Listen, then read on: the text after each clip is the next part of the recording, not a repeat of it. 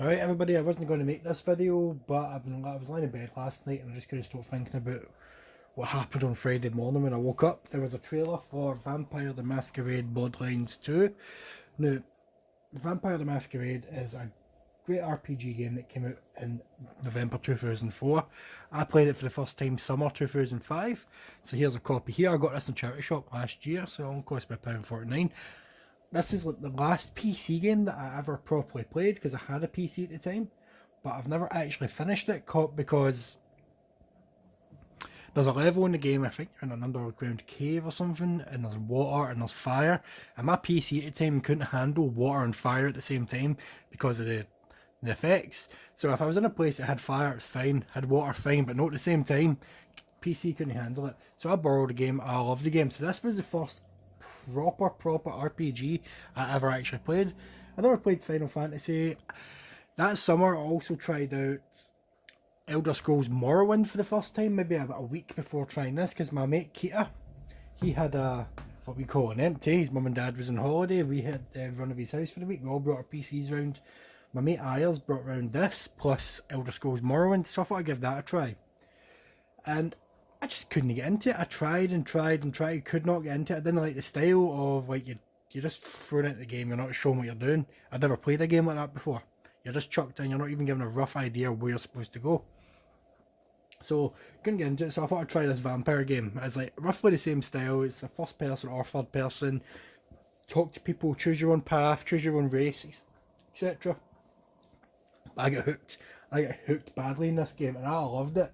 And since then I've given games like Fallout and Skyrim a chance and I love them. So if it wasn't for this game I would never get into them. So whenever me and my mate Drew or anybody else get together and we start talking about old games, this usually pops up in my mind and I'm like, why did they not remade this game yet? Why is there no remaster for consoles, or at least a remaster for PCs these days? Because not enough people have heard of it, personally to me, outside my wee group. It's fantastic. I wonder how much this originally was before I got it out of charity shops. I can see it has the sticker behind it. Come on, get that sticker off. Oh, don't take the Asda sticker off. We want to see the price. So how much did the person that put this in a charity shop pay for it? That was bugging me. I need to get 19. Oh, they paid $9.97. That's not too bad. So I can talk about this game all day. So I'm going to try something different. I've figured stuff out for the PlayStation video editing. So there should be some game footage from this now. If there's not, I apologise, but I'm pretty sure I figured out by now how to do picture in picture, so there should be some game footage playing to the left of this.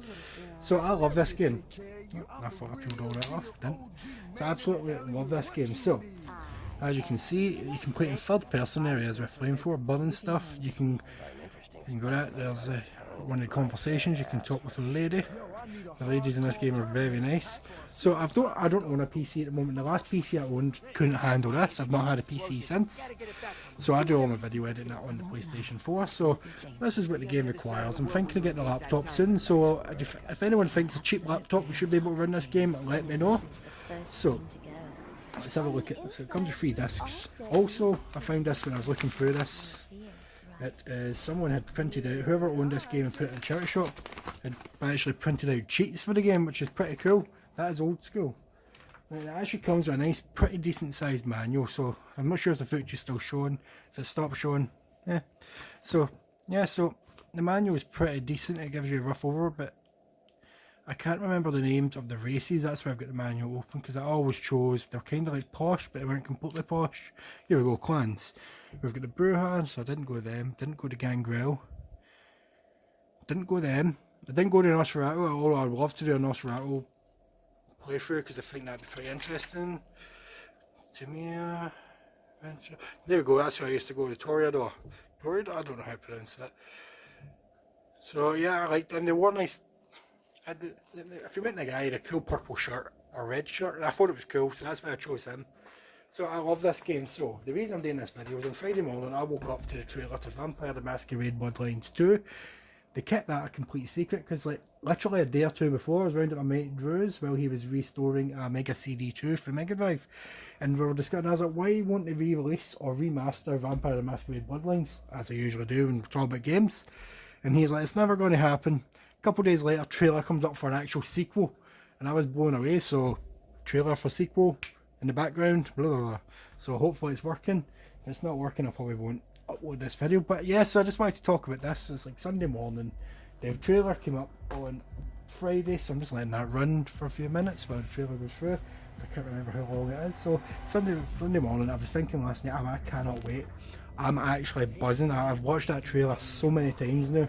I know it's not in-game footage, but I wouldn't mind if it's the exact same as this game with just updated graphics. I would, like I said, all I wanted is a remaster of this so I can finally finish the game and see how the story goes. I don't know how the game finishes. Don't spoil it for me because I will finish it one day. I will get a laptop and hopefully that will play this. Hopefully, I would love to be able to finish Vampire The Masquerade Bloodlines. But you never know, if a sequel coming out, they might bring out a remaster not long before the sequel comes out, just to give us a little taste. So yeah, hopefully that trailer's finished by now. So I just wanted to have a wee talk about how excited I am for Vampire The Masquerade. I test out this picture-in-picture thing in the PlayStation because I think I'd figured it out. So I just wanted to talk about that because I can't wait. You'll probably hear me talk about it more the closer we get. Maybe when gameplay footage comes out, I'll do a video, my reaction of the gameplay. But I just wanted to talk a wee bit about Vampire The Masquerade Bloodlines 1 and 2. I love this game. It's probably one of my top 10 games, and I've never even finished it. That's how much I love this game. Never finished it, but it's a top 10 game. For all I know, when I get to the end of the game, the story takes a nosedive, and it'll just ruin it for me. But from what I've done, I love this game. Like, there's a section in the game we have to go into a big mansion. It's like a big haunted house, and it was creepy. I actually thought it was a really nice, scary section because stuff was moving about, doors would shut next to you, fly open, furniture would fly at you randomly because you're going up against poltergeists and ghosts.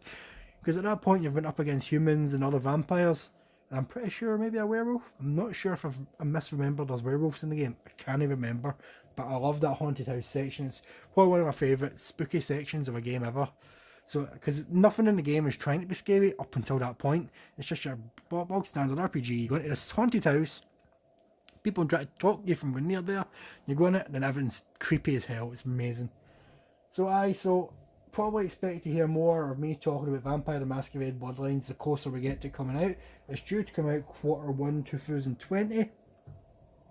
So that could be any time up until about like April, May next year. So we've got about a year to go. So here we go. Thanks for watching. Have a good one.